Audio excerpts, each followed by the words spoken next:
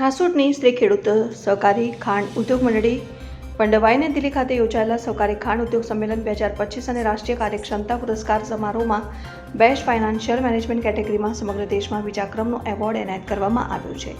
Pandvai સુગરના chairman અને અંકલેશ્વર હાંસોટના ધારાસભ્ય ઈશ્વરસિંહ પટેલને ઉપસ્થિત મહાનુભાવોના હસ્તે સમગ્ર દેશમાં બીજા ક્રમનો એવોર્ડ એનાયત કરવામાં આવ્યો હતો.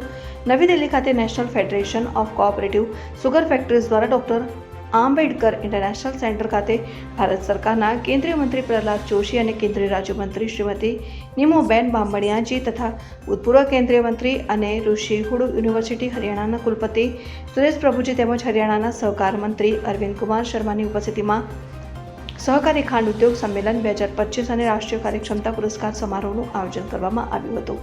આ સમારોહમાં હાંસોટની શ્રી ખેડૂત સહકારી ખાંડ ઉદ્યોગ મંડળી લિમિટેડ પંડવાઈના ચેરમેન અને અંકલેશ્વર હાંસોટના ધારાસભ્ય ઈશ્વરસિંહ પટેલ ઉપસ્થિત રહ્યા હતા અને પંડવાઈ શુગરને ગુજરાતને વાર્ષિક કાર્યક્ષમતા પુરસ્કાર 2023-24 હેઠળ બેસ્ટ ફાઇનાન્શિયલ મેનેજમેન્ટ કેટેગરીમાં સમગ્ર દેશમાં બીજા ક્રમનો એવોર્ડ પ્રાપ્ત થયો હતો. ઉપસ્થિત મહાનુભાવોના હસ્તે સુગરના ચેરમેન અને ધારાસભ્ય ઈશ્વરસિંહ પટેલને એવોર્ડ એનાયત કરવામાં આવ્યો. ત્યારે આ પુરસ્કાર સહકારી ક્ષેત્રમાં પારદર્શિતા, જવાબદારી અને મજબૂત નાણાકીય શિસ્તનું પ્રતીક છે.